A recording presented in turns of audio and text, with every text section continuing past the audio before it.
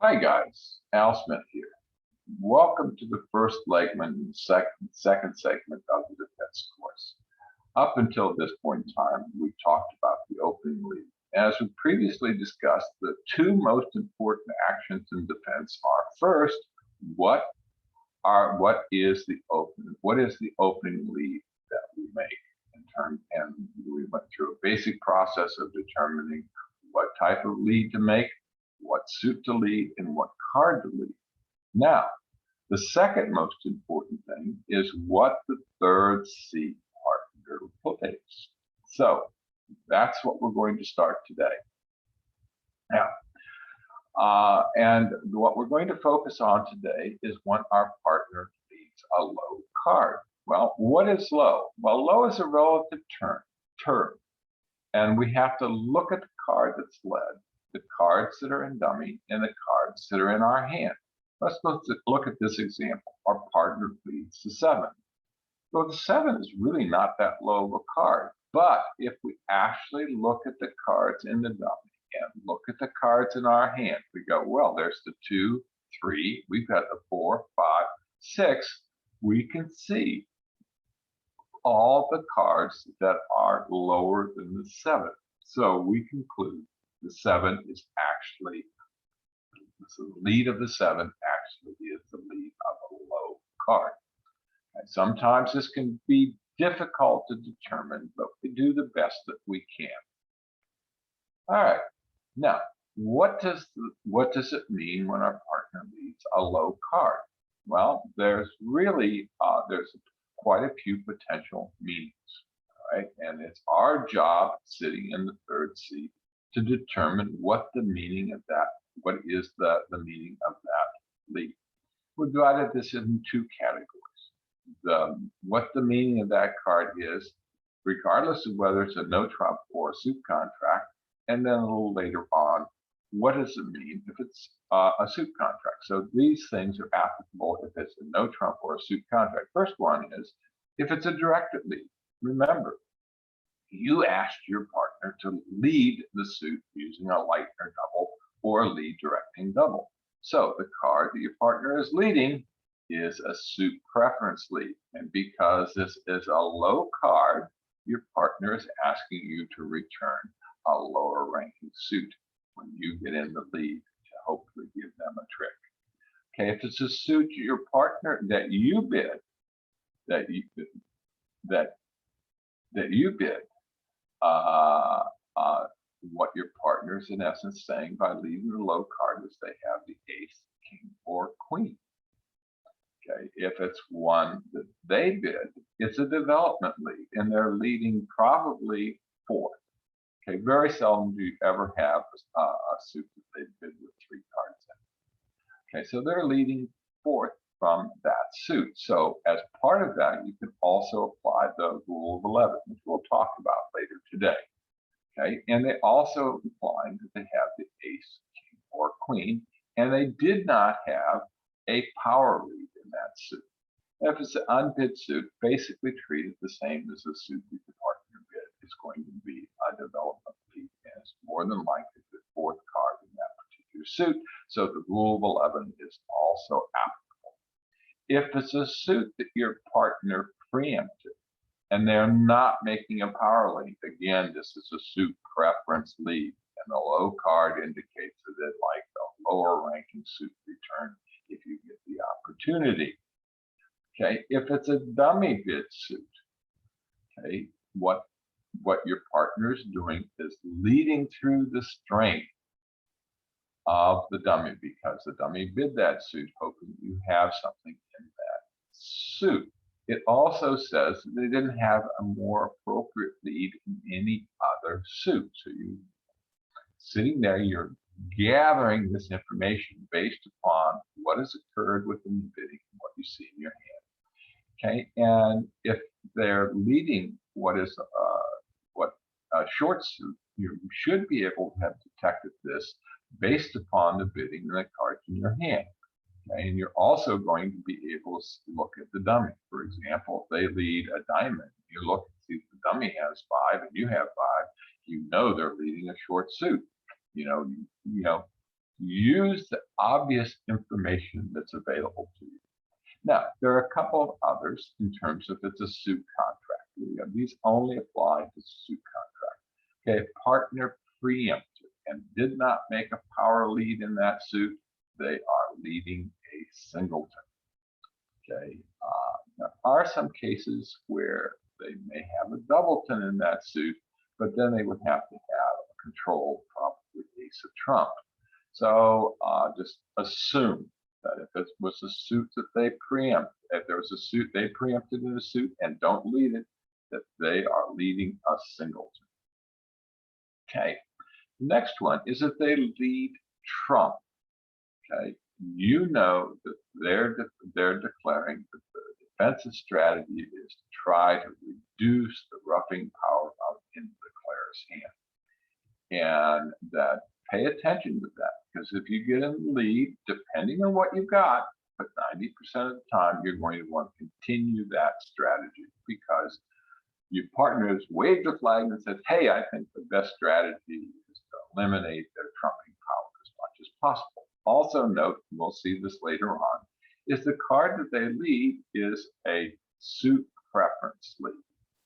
Okay, they lead low and then the second card play higher, they're asking for a lower ranking suit. If they play a higher card and a lower card, they're asking for a higher ranking suit.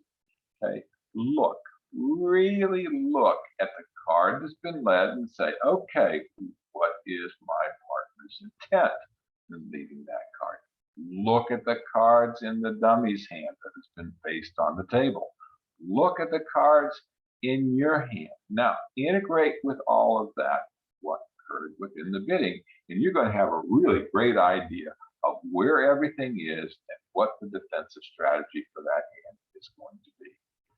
Okay, and 95% of the time, this is going to be pretty easy to deduce if you just look. The biggest problem is that when we're beginning to learn to play bridge, and sometimes when we've played bridge for a long time, we just get lazy, or we just don't know enough to know that we should be doing all these steps. But this is the net result of what we should know.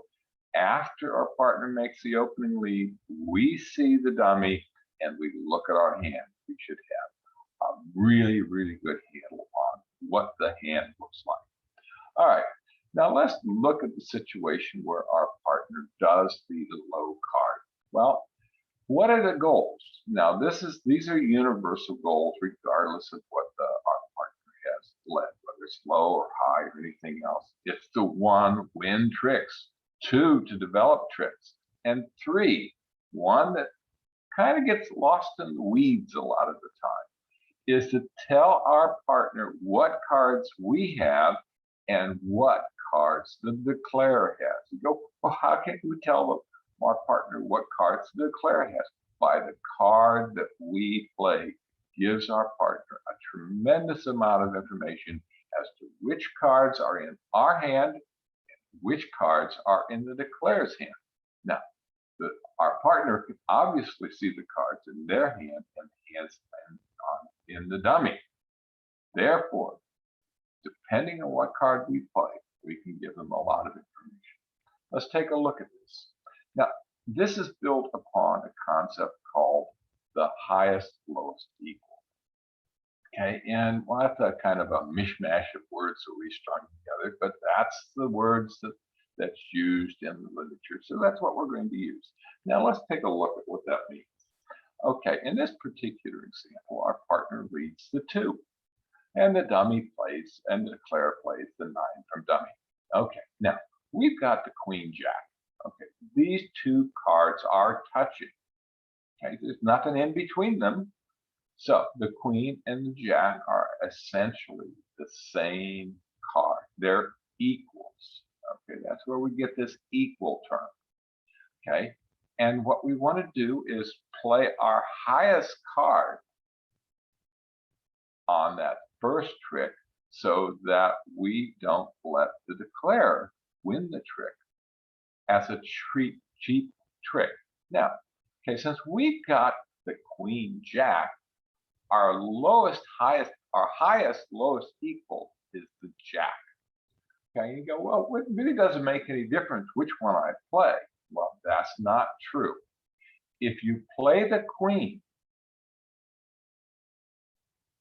your partner will assume that you do not have the jack, okay, because there's the 9.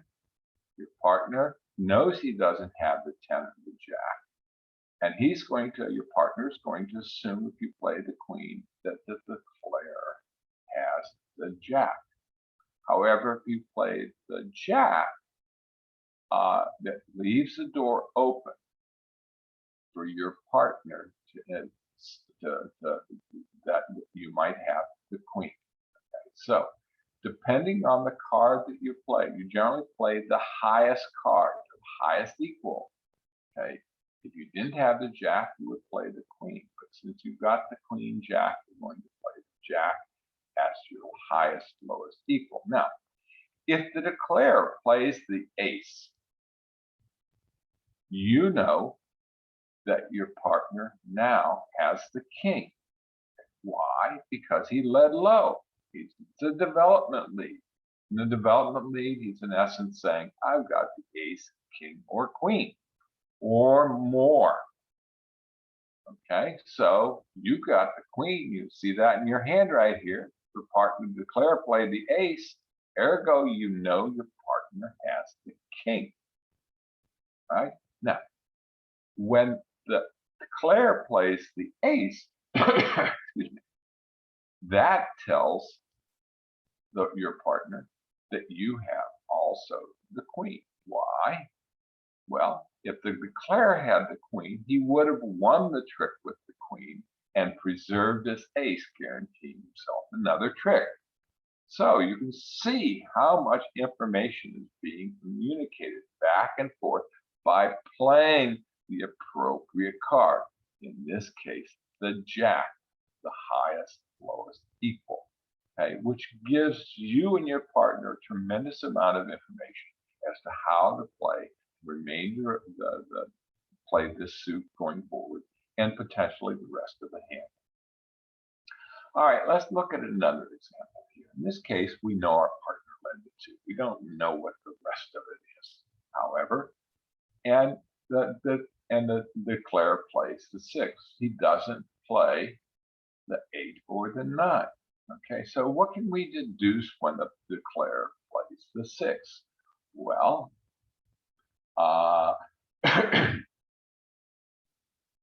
it's that he probably has something higher in the declare's hand. He's planning on winning that trick. He doesn't want to expend the 8 or the 9. Now, when you look at the cards in the dummy and in your hand in relationship to what was led to, you can see there's the 6, 7, 8, the 9, the 10, and the jack.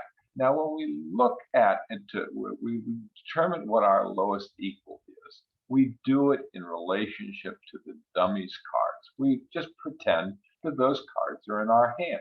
So we put those cards in our hand, the remaining cards that are in dummy's hand. In our hand, we've got the jack, 10, 9, 8.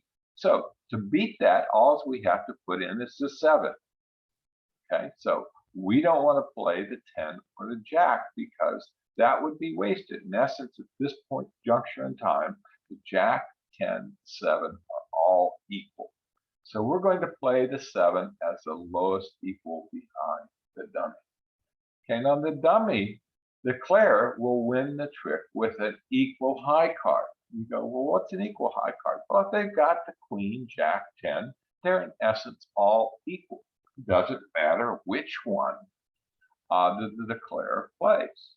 Okay, and many times they're going to play the queen just to mislead you and your partner, saying, well, where is the jack 10? Okay, because when you played the 7, it implies that you potentially could have the jack 10.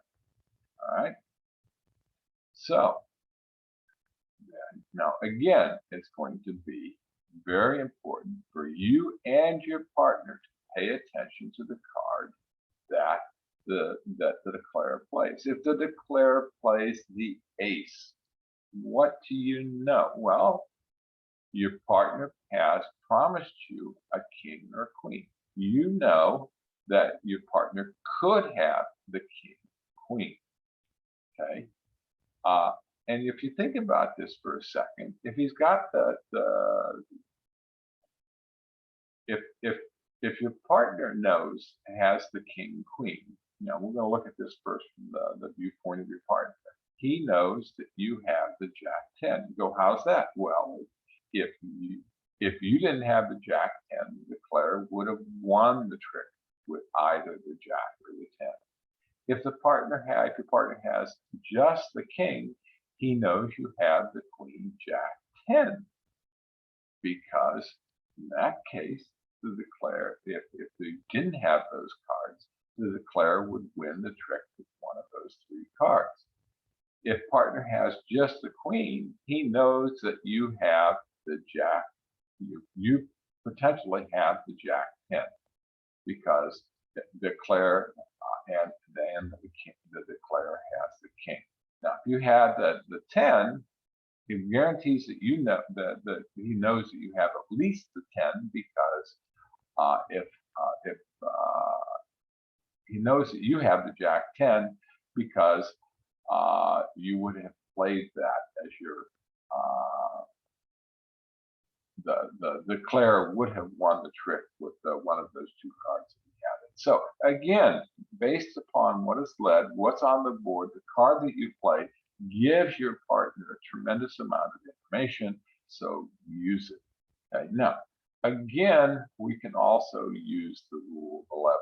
Let's just kind of introduce that here. They led the 2, so we're assuming that they have 4 because there's no card lower than the 2. So if they led the 3, it was possible they were leading from 5. Okay, but they led the 2, so we assume they're leading 4th. So we subtract 2 from 11. That says there's 9 cards outstanding that are higher. And we go, well, there's 1, 2, 3. We've got 6 outside of our partner's hand. So we've got 6 that we can see. So we know that the declarer has exactly 3 cards that are higher. And we can actually deduce that the declarer has 3, because we can see that we've got 3. The dummy has 3. You'll have to change that to dummy.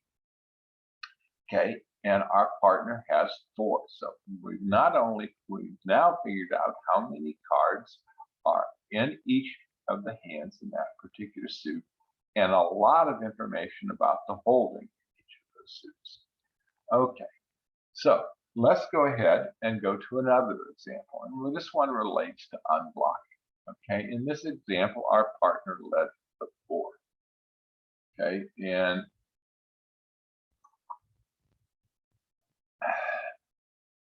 and the dummy played high, played the king. I said, what are we supposed to do? Well, we know that our partner has promised us the ace, king, or queen, so we can immediately conclude that our partner has the ace. We also can conclude that our partner has 4 cards in that suit, and very potentially 5, because of the 4. The 4 was led. And what we're looking for is, where is the 3 and the 2?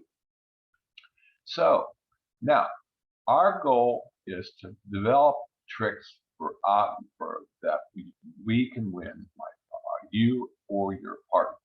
Okay, now who can potentially win the most tricks in this particular suit? Well, obviously it's your partner. You can win one with the queen now, because you know your partner has the ace, but how do you get back to your partner so they can take more tricks? Well, that's the challenge. So what we're going to do here is we want to unblock. And by unblock, we want to play the queen underneath that ace. And why do we want to do that? It's because if we get in the lead, we want to lead that 7 back through the declare for our partner to win the ace, or potentially the jack if they have it, or to trap a card that's in declarer's hand. All right. So now we've also, based upon that 4, can conclude the declare, before the declare plays, that the declarer has 3 or 4 cards in that suit, because we know there's 3 in the dummy, there's 4 in partners, at least 4 in partner's hand. We have 2, that's 9, so the declarer has 3 or 4. All right. Now, if partner has the ace jack and declarer has 3 cards, we know that the partner can run the suit if we can feed it back to them. All right, let's just go back to this for a second. Okay, and we want to be able to lead that 7. We don't want to block ourselves by having just the queen left. We kept that queen, we'd lead it, we'd take the trick, we would not be able to lead the suit back to our partner. So that's why we unblock. Unblocking doesn't occur all that often, but when it does, it's a critical move. All right, let's take a look at another variation of this, and this is called overtaking. And it's and you're overtaking in order to unblock. Let's look at this particular situation. Okay, our partner led the 4. We conclude immediately that it's the 4th. Our partner's got at least 4, and because the 3-2 is outstanding, it may have 5, and the 6 is played from the dummy. Okay, so what we want to do as part of the natural order of things is we want to go ahead and play the ace. Okay, now let's say that this was a no trump contract, and our partner led the king. I know this is not low, but let's say our partner led the king, and we can then determine that that's a power lead.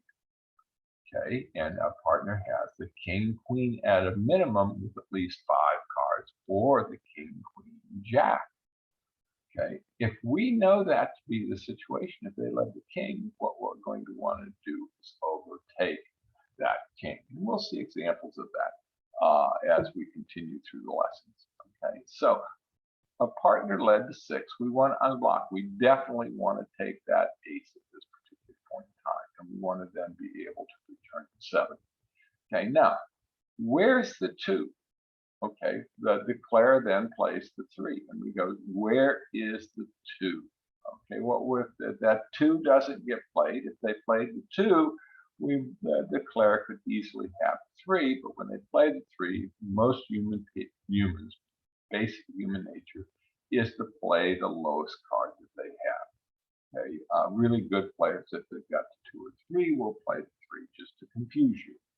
Okay, but 95% of us normal human beings aren't that good, so we play the 3. Okay, so once the 3 is played, we can conclude that our partner probably has 5 cards in that suit because the 2 is missing. So just paying attention to the small details allows you to gather a lot more information.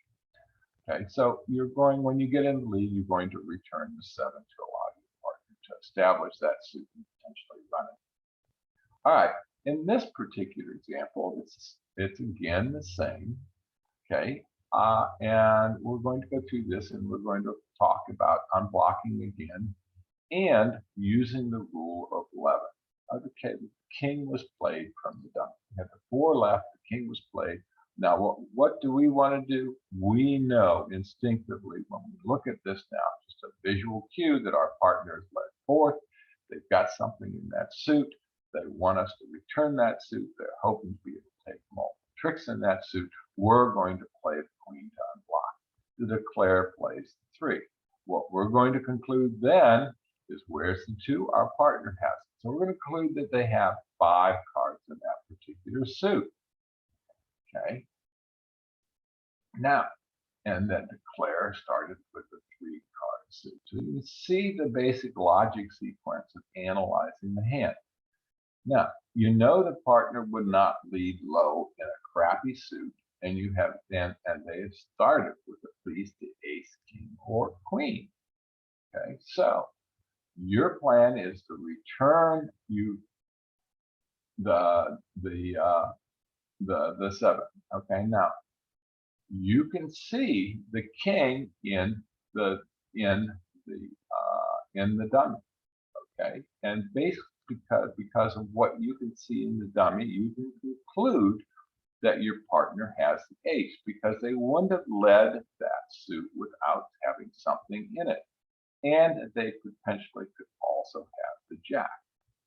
All right, so, and it really doesn't matter whether they have the jack or not. You know where the king is. Okay, so the king got played. You drop the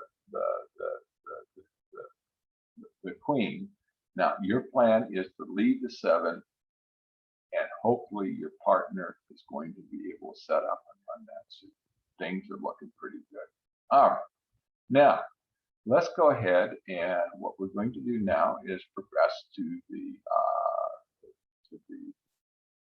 shark bridge thing, and do several practicing. So let's go ahead and get started.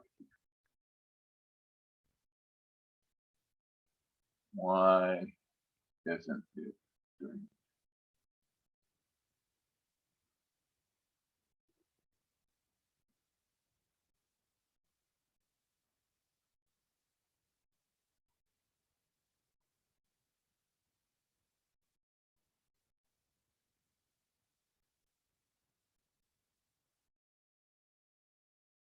Okay, here's hand number 1 in today's set. Let's take a look at it.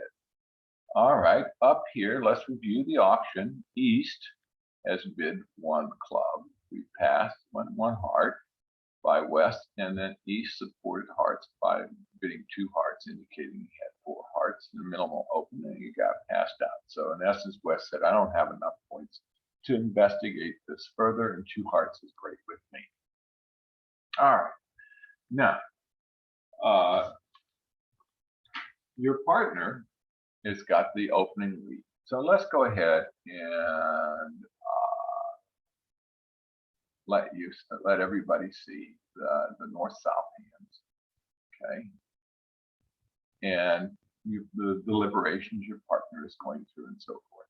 Okay, so we had what clubs was bid, and hearts was bid. So our best suit is spades. We've got 4 of those versus 3 diamonds. So we determined that we want to lead spades as our best possibility for developing a trick.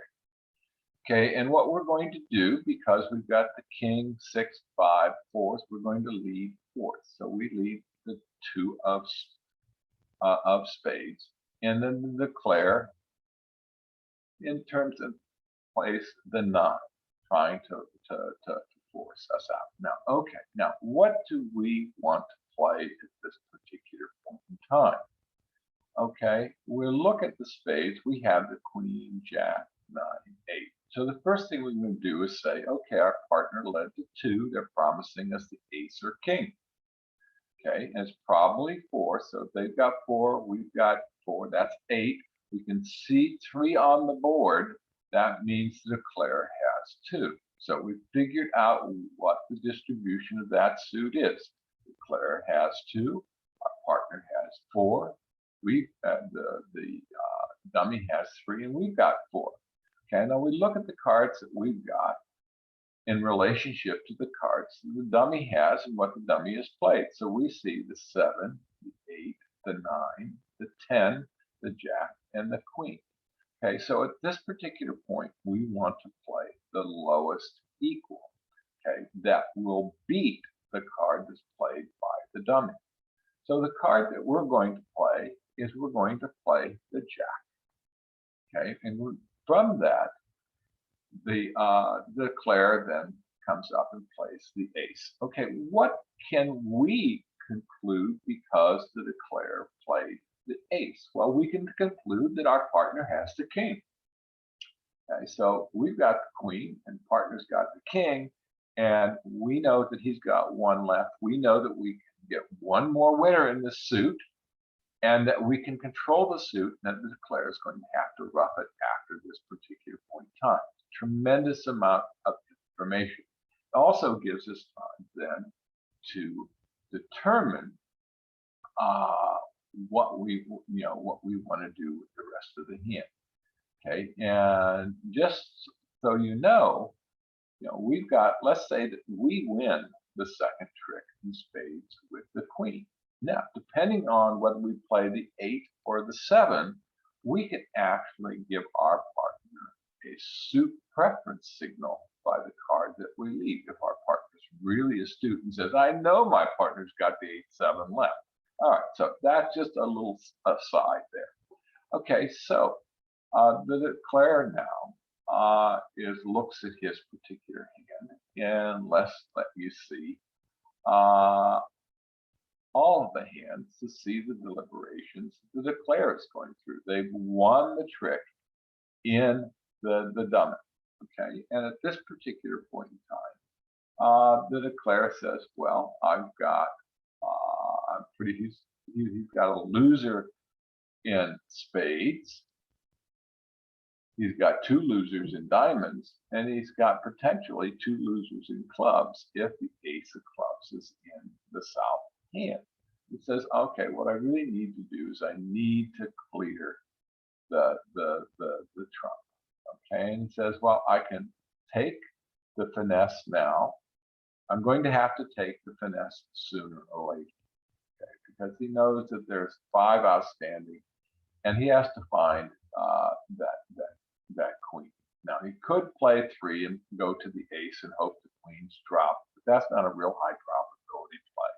Doesn't cost him anything, but he needs to have a way to get back to his hand. So let's say that he decides that he can do that. So he leads the 4 of spades. Let's see, and the reason for leading the 4 of spades is that he's not going to lead the 4 of spades. He leads the 3 of hearts. He says, I want to lead the 3 of hearts. I'm going to draw 1 round of trump, and I'm going to play the ace. I'm going to hope that the queen falls. Okay, there's actually about an 8% chance when he leads that 3 that the queen would fall. It goes up. Didn't happen. Okay, so now he says, let's go ahead and lose that spade. So he loses the spade, and our partner jumps up. We jump up with the queen. Okay, and we would actually like a diamond back as opposed to a club, so we leave the higher of the outstanding spades, and knowing that the dummy is going to try to rough it. So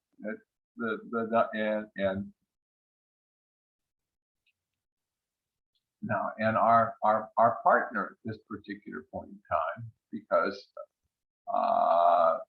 plays low. All right, and now is when the declarer is going to take the finesse, leads the jack, the 8 gets played, and he's going to take a finesse. There's a 50% chance that that's going to work, and it doesn't work. Now, he knows when the north plays the 8 of hearts, though, our partner, that he knows what the worst case distribution is going to be in trump. Okay, if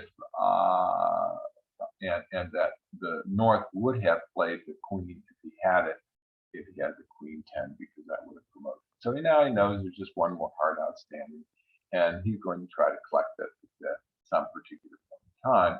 Okay, but now he's got to develop some additional tricks. We've won the queen of spades. Now, we don't want to lead the spade because that would give the opponent a rough and slow.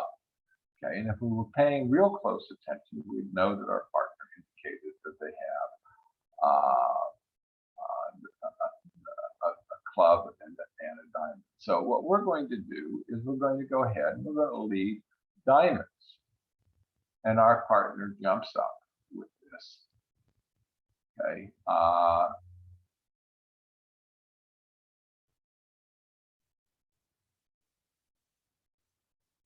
Actually, we're going to leave that low diamond promising the ace, and our partner goes up with the king, and he returns another diamond.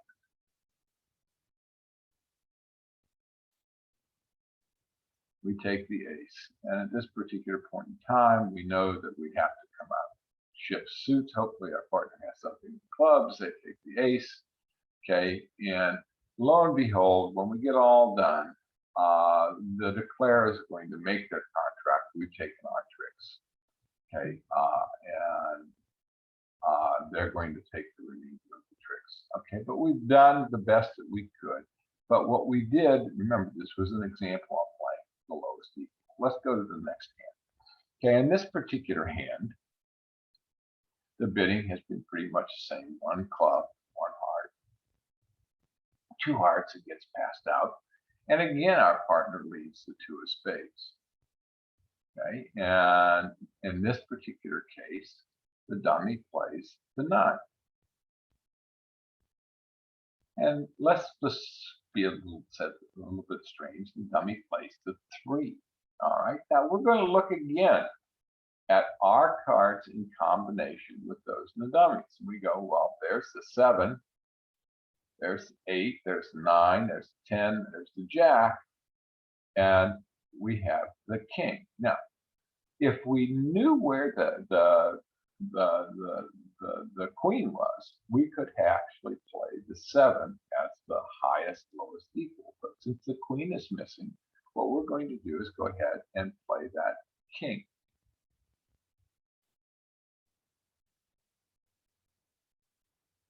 Well, we know that our partner has the ace or the queen. So we're going to play the king. We're hoping our partner has the ace instead of the queen. But lo and behold, they have the king. All right, now, it would have been great if we could have figured this out and played the 10 at this particular point in time. And we'll talk about that next week. Okay, because there are times when you don't want to play your highest card. You're going to hedge your bets. Okay, so if we back this up, I'll just give you a quick example of this. And we played the 7 at this particular point in time, our highest lowest equal. The declare would still have to play the ace if they wanted to win that trick. Okay, and if they didn't, we could then continue that. We'll just assume that they play low, they want to hold up. Now, at this particular point in time, because we can see the dummy, we know that our partner started with 4, we've got 4. Really doesn't matter where we want to end up, but we say we'd like to have the ability for our partner to lead diamonds to us. So we're going to leave the king of spades just to force out that ace. And now we have the suit set up. Our partner knows that 8 have been played. They know that we've got 2, and we're going to be able to draw that jack and force them to run. All right. So now it's the same concept in here, but we'll revisit that next week. When not to play your highest card. Okay, so, but in this particular hand, we would have played the king without knowing that at this particular point in time. Let's go to hand number 3. Our partner, West is open 1, no trump. East did 2 clubs to initiate stamen. West said, I don't have a 4-card major. That East goes to 3, no trump. So we know that this particular point in time that East has a good 16 to 17 without a 4-card major. And our partner in this particular situation is going to then is looking at their cards, and let's come back here, and we're going to have let's look at what our partner's got. Okay, our partner's got the ace, king, jack, 9, 2. Now, if you remember from last week, this is a no trump contract from previous lessons. This is a no trump contract. So our partner goes, hey, I've got a near perfect sequence with ace, king, jack, and at least a 5-card suit.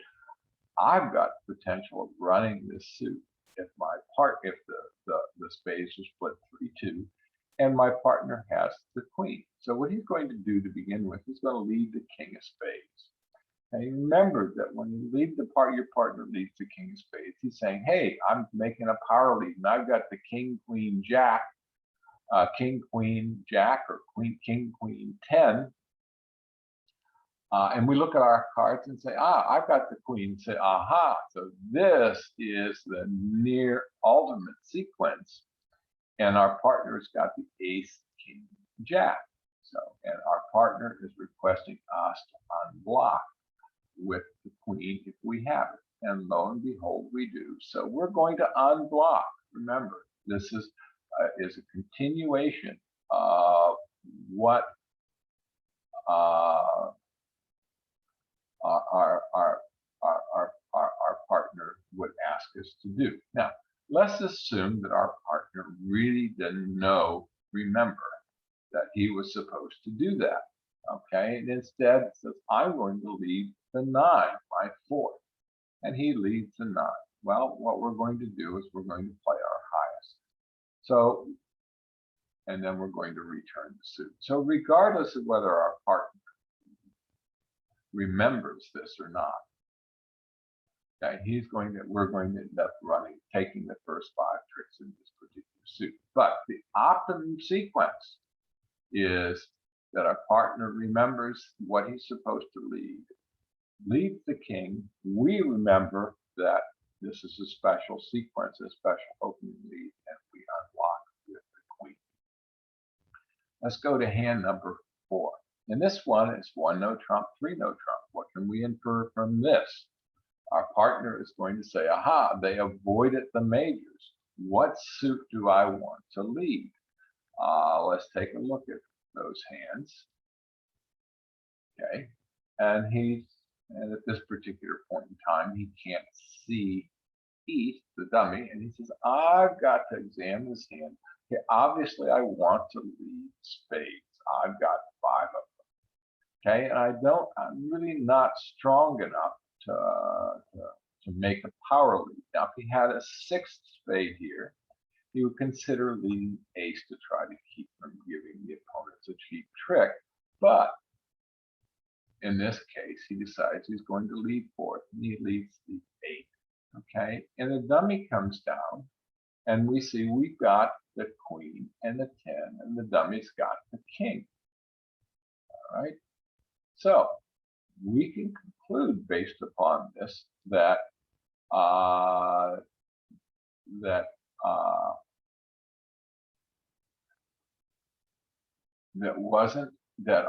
partner has led the 8, that this is a lead from the 4th from the longest to strongest. We go 8 from 11 is 3.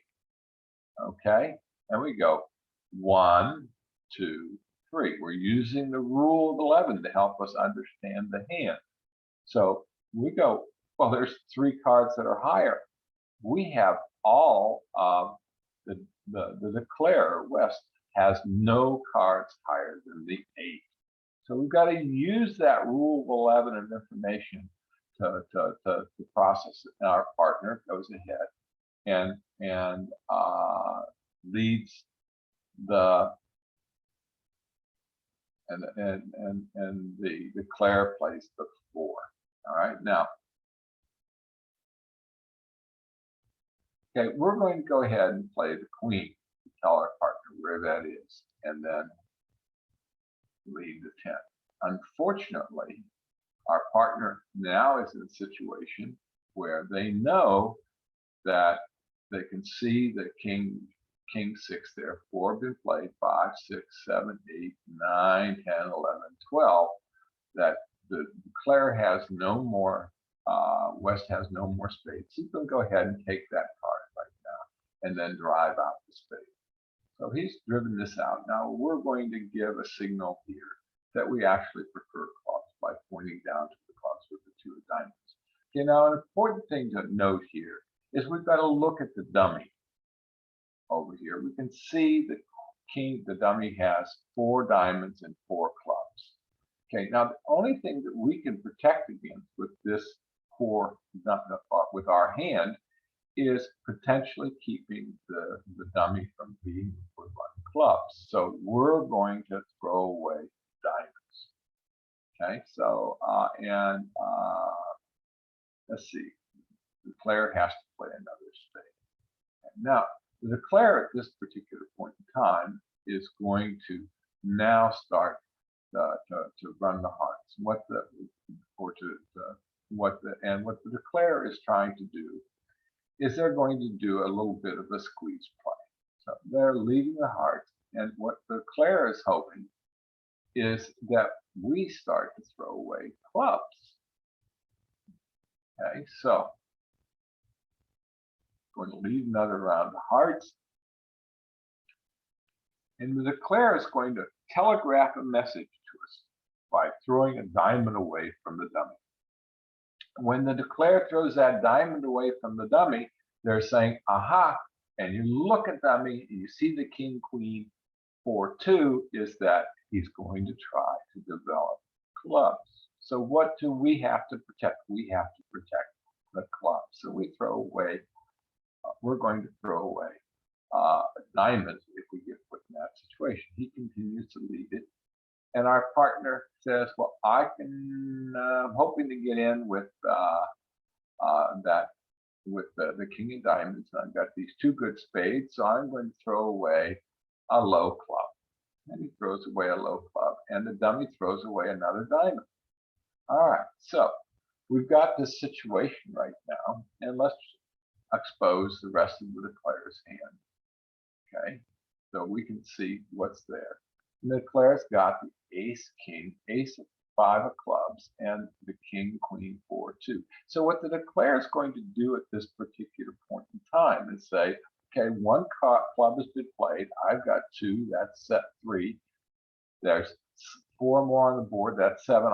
He's going to hope that they're split 3-3, and he leads now the ace of clubs.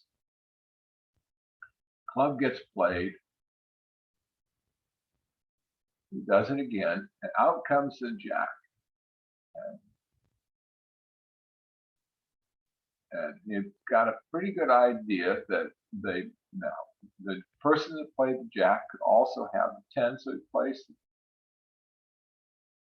Okay, I take it back. I've got to do this correctly. He plays the king, and it says, all right, I'm going to play the queen. I'm hoping that they split 3-3. And lo and behold, he throws away a spade. Says, all right, so now he's going to take the spade, the diamond finesse, and hope that I have the king of diamonds. Lo and behold, we get our 2 tricks, and they actually make the contract. Okay, but because we guarded our diamonds, our clubs, we didn't give them an extra club trick. If we had thrown away a club from our hand, not paying attention, keeping parity with the dummy, instead of making 3 no trump, they would have made 4. Let's go ahead and look at hand number 5. Okay, in this situation, it's a little bit the same. It's 1 no trump, 2 clubs, 2 diamonds, saying I don't have a 4-card major, then 3 no trump. So it falls on our partner's shoulder to make the opening lead again. Okay, so we want to be able to see more. Okay, so our partner is going to look at this hand and say, all right, I've got the king, queen, 10, 5, 2 of spades. Okay, and because I've got the king, queen, 10 is what's called a near perfect sequence. Okay, perfect sequence would be the king, queen, jack. So in this particular case, our partner makes the decision, instead of leading the 5 of spades, which he could, which a lot of people normally would do, he would lead actually the king of spades. Okay, so no, we're just going to assume that because that would be the appropriate lead from the near perfect sequence. So he leads the king of spades. Okay, and even though this lesson is on when our partner leads low, this would be the correct lead. Let's assume our partner doesn't know that that's the correct lead and leads the 5 from the 4th. Okay, what we're going to do is going to play the ace, and we're going to return the suit. And we're going to take the first 5 tricks of the spades. Okay, so you can see that we can actually afford to make a mistake, and that a lot of times things are going to work out the same, whether we make the correct lead or not. But if we make the correct lead in this particular situation, okay, it makes playing the hand so much easier. Our partner leads the king. Okay, what we're going to do is we're going to overtake that. Okay, we need to overtake the king in order to give our partner the capability of running the suit.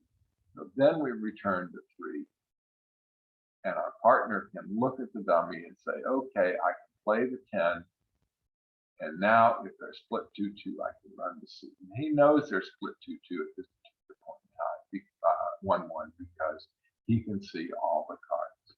We're going to give a positive signal for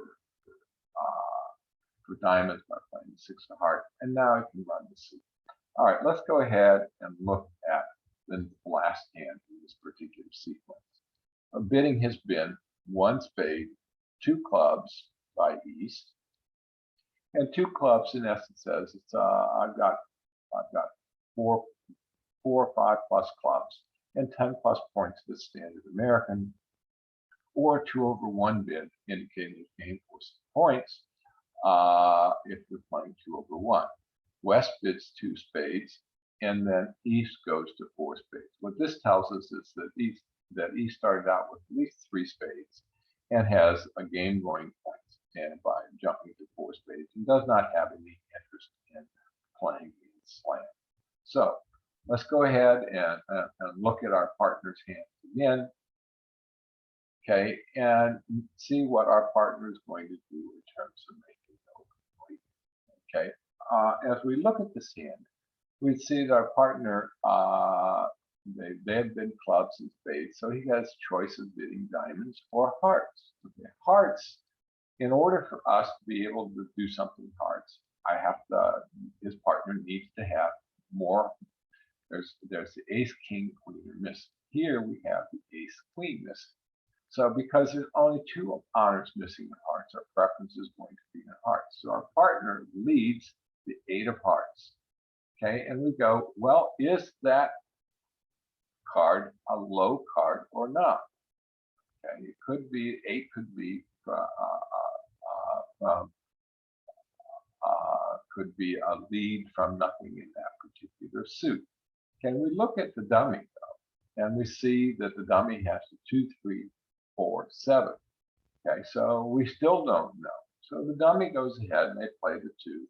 What we're going to do, because remember our goal is always to win tricks, is that we're going to take that ace. And now the 5 comes up.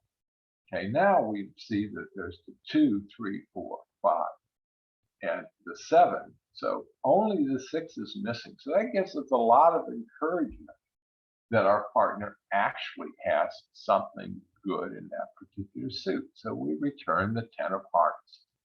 Okay. And we're going to assume that the declare goes up with the queen. And we see now that the 8 have been played, and our partner can now take 2 heart tricks. And we're going to signal that we want a diamond. All right. Now, our partner knows that he's got the key 9 of hearts is bigger than 7. He continued to lead the hearts and know that the declare is going to have to rough the trick. But because I told him I wanted a diamond, and he looks at the dummy, and the ace queen is there, he says, well, I'm going to shift to a diamond. So he leads that diamond. Now the declare is put immediately to the test. He's lost 3 tricks. Okay, of whether he's going to take that finesse or not. So he's pretty sure he's going to lose that finesse, but he looks at his hand and says, okay, I can actually, I might be able to get rid of that diamond. I've got 3 diamonds in my hand, 2 clubs. He says, I'm not going to ever be able to get rid of the diamond, the clubs in my hand, no matter the diamonds in my hand, even if I can set up the clubs. So he's got 2 clubs he can throw. Well, he could throw away 2 diamonds. So he says, well, I'm going to try to set up my clubs. He says, well, first of all, I got to get rid of the trump. So he says, where do I need to be? He says, okay, where I need to be is, says, okay, let's take a spade trick. Okay, wants to take a spade trick, says, are they going to split? So he takes that, and it splits so far. He said, at least he says, okay, they're not split 5-0.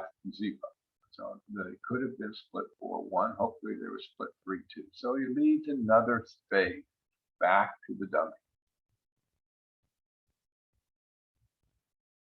Okay, and he sees the 9 come out. Here comes the queen. And the 10 is, they're split 3-2. There's only one more out. I can collect that with the king of spades. He says, all right, now here's my chance. Okay, I can go ahead and lead the jack of clubs. He leads the jack of clubs. And I look at, and we're down here, and says, I'm going to see if I can get the south if he's got the queen to cover my honor. But we look over here and we look and see the ace, jack, 10, 9. There's another item that we're going to learn later on, is when you see this type of card sequence here, and it's obvious what the declarer is trying to do, don't play your queen.